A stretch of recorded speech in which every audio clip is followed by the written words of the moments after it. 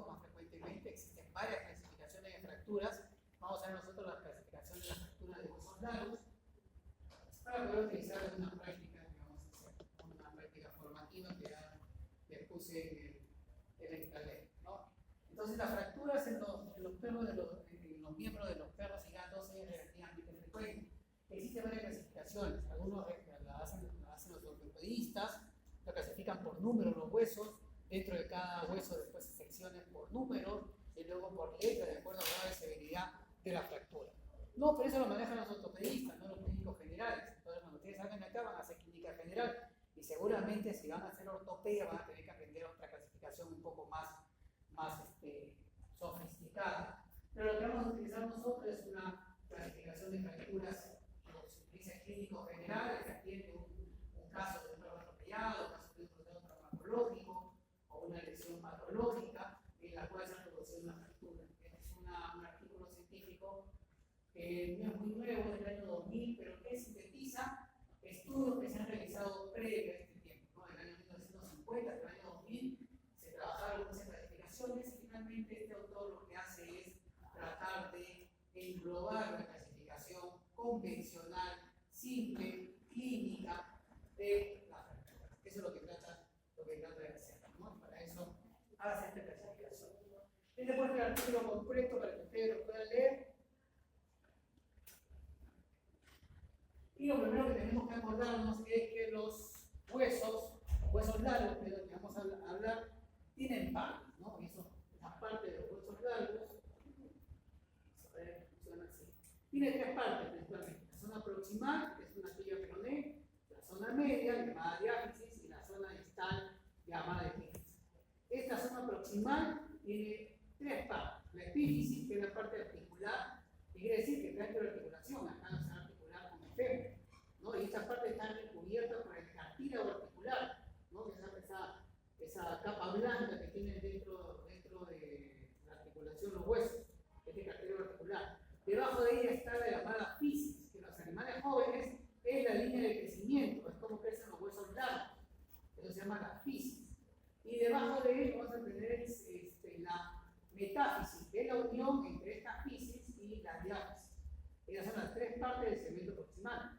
Y el segmento distal tiene lo mismo, pero de manera inversa: metáfisis, fisis y epífisis.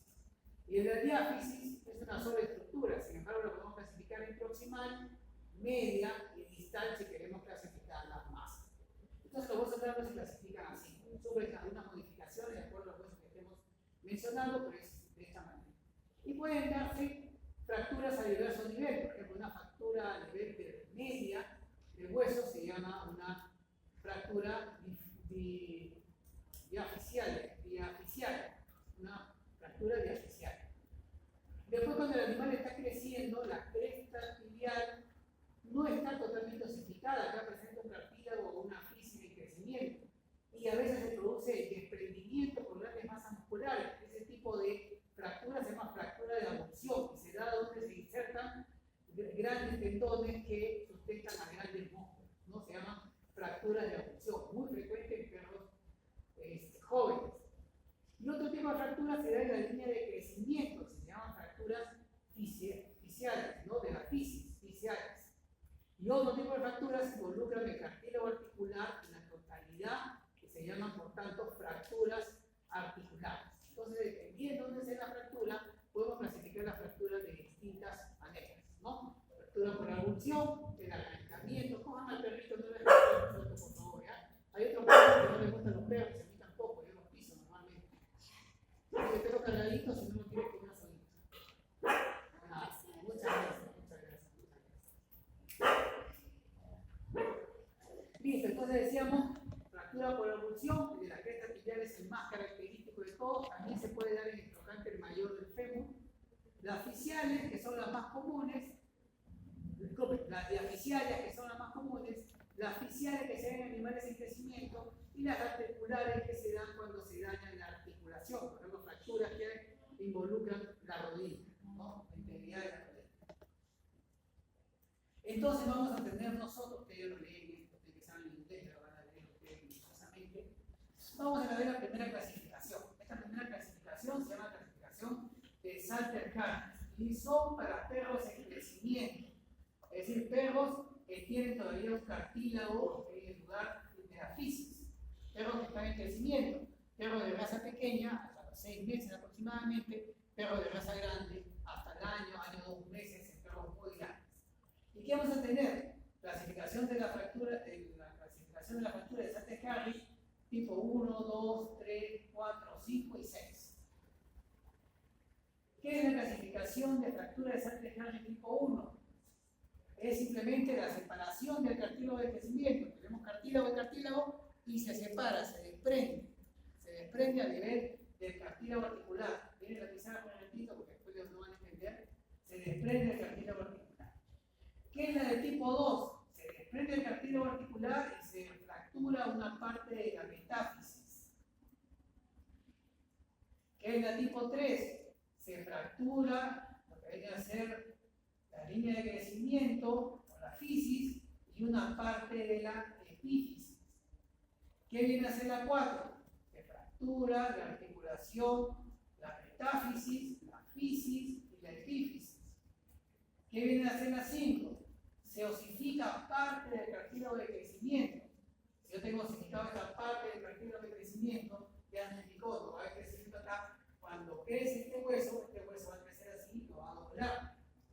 Y el número 6 es cuando se produce un tallo exuberante, luego que se ha producido la fisis de la función o artrosis del cartílago de crecimiento. ¿Está bien? Esto se da. ¿Qué perro? Si pongo un perro de 4 años, ¿puedo hacer esta clasificación de fractura? ¿Sí o no? Convencidos, ¿ah? Convencidos tienen que decir que se pregunta de examen. ¿Sí o no? No, ¿por qué? Porque es de cachorro. Es un pequinés, le pongo 2 años, no, pero 2 años de pequinés ya está totalmente afectado. Son para perros jóvenes, entonces en el examen le voy a poner, voy a la edad del animal que le esté poniendo para hacer la clasificación de la fractura. Otra clasificación de fractura no necesita radiografía. Que la clasificación si la fractura es abierta o es cerrada. Se dice que es cerrada cuando se fractura y no hay una pérdida de una solución de continuidad con el medio externo. Yo veo la fractura, la toco, pero ningún hueso sobresale por encima de la piel. Y la segunda, la que es abierta, es una parte del hueso que queda expuesto al medio ambiente, haciendo perder la estructura de la piel. ¿Necesito una radiografía para eso? No, ¿qué necesito? ¿Cómo veo si está abierto o cerrado?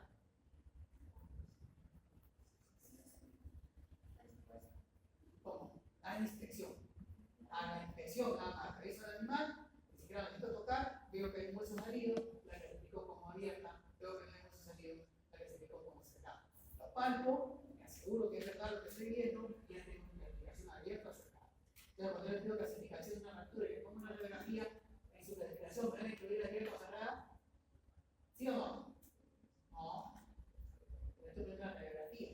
Estamos diciendo que la clasificación se hace con la inspección clínica. Se hace la inspección clínica. No caigan en mis trampas en el examen. Yo le voy a preguntar eso. Y después hay fracturas completas que fracturan totalmente el hueso. Fracturas incompletas, como esta que sería el tallo verde. El tallo verde ha salido del parque, conocen el parque.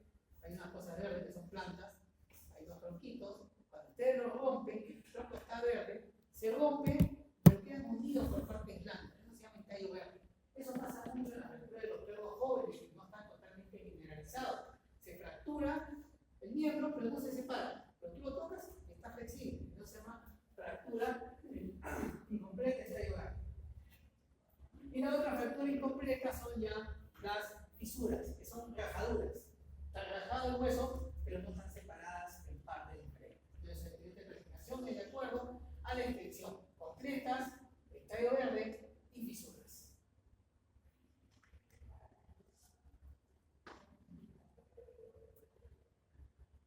Ahora, de acuerdo a la característica de la dirección de las fracturas, las transversas son las más raras que existen porque no siguen una fuerza biofísica lógica. ¿Qué quiere decir? Que parto un hueso de esa manera, tengo que coger la pata del perro, ponerlo acá, coger un machete y darle en la mitad. Esa es la fuerza que tiene. Cuando atropellan un perro no pasa eso. Cuando se cae un perro al segundo piso no pasa eso, sino que sufren fuerzas en diferentes direcciones. Por tanto, las fracturas oblicuas y las fracturas espiraladas son las más frecuentes. Son las que están asociadas a caídas y atropellos. Estas son las más frecuentes, estas son infrecuentes. Por poner por ahí, no les aseguro que no lo vayan a ver alguna vez, pero son infrecuentes. Estas son las que siguen direcciones de fuerzas externas que producen que se pierda la biomecánica del hueso y se produzcan las fracturas. Son las más frecuentes. Oblicuas y espiraladas. Estas fracturas que tienen fracciones se llaman conminuta, todo junto, conminuta, todo junto, conminuta. Así se escribe, porque no se escribe con M minuta, todo junto, tal como M de conminuta se escribe, ¿ya? ¿Y qué indica? Que los fragmentos que se han dado en el hueso, por supuesto que hay más de dos fragmentos, tienen un diámetro, el tamaño tiene un diámetro menor que la parte media del hueso. Entonces, cuando este diámetro que tiene acá es menor, o sea, los fragmentos son pequeños, se llama conminuta. Pero cuando el fragmento es más grande, más largo que el diámetro medio del hueso, se llama segmentales. Fracturas segmentales. Un fémur se partió en 3 partes, se llama segmentales. Un fémur se partió en varias partes pequeñas, se llaman conminuta. Y las fracturas impactadas son, como las que enseñé de la vértebra hace un momento, son cuando el hueso colapsa sobre sí mismo, ¿no? Esto se ve muy comúnmente, se llaman fracturas patológicas. Por ejemplo, perros que tienen osteosarcoma de la mitad del hueso y en un momento el osteosarcoma se calcifica, lo dije el hueso, y se quedan afuera. También se ven animales silvestres de tamaño grande, la jirafa. Una fractura de una jirafa, una falange de una jirafa, era muy grande, estaba descalcificada y se produjo una fractura por colapso, ¿no? Y en el perrito que vimos hace un momento en la columna vertebral, la vértebra quedó también fracturada por colapso. Estas son las más frecuentes, las presentaciones de fracturas más frecuentes. ¿Y por qué son importantes? Porque una de las razones por las cuales mandamos al cardiólogo, al perro, son las fracturas. Es decir, ustedes están atendiendo un consultorio, no tienen equipo radiográfico y tienen que hacer una orden radiográfica. La semana pasada ya hemos visto, hemos ejercitado algo de lo que son las tomas radiográficas. ¿En qué posición, en qué proyección, qué parte del miembro, proximal, distal, tórax, abdomen, qué es lo que vamos a pedir? Dentro de eso tienen que pedir esas imágenes. Y cuando ustedes le mandan las imágenes, le van a mandar una clasificación de fractura convencional, que son estas que estamos mencionando, para que ustedes puedan interpretar qué trata de decirles el radiólogo, o ustedes mismos puedan informar al dueño qué es lo que han obtenido. Si ustedes ya se están dedicando a ortopedia, probablemente le propongan en ese momento al dueño qué solución quirúrgica puede tener. Y si no están haciendo ortopedia, lo van a derivar a un ortopedista, pero le van a por lo menos indicar en el momento de la derivación cuál tipo de fractura tiene el animal. Ellos cuando lleguen va a hacer otra clasificación diferente de acuerdo al tipo de clasificación que utilizan, porque hay 3 o 4 clasificaciones más que utilizan los ortopedistas para poder determinar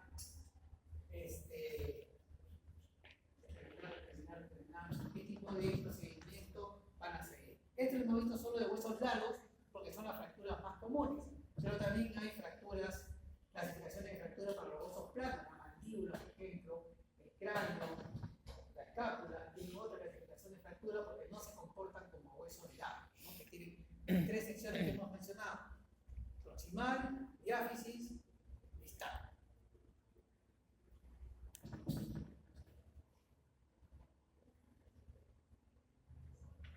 Un ratito antes de acabar la clase, hay que explicarles algo para que no se vayan más. Aquí, no está creativo. Así era.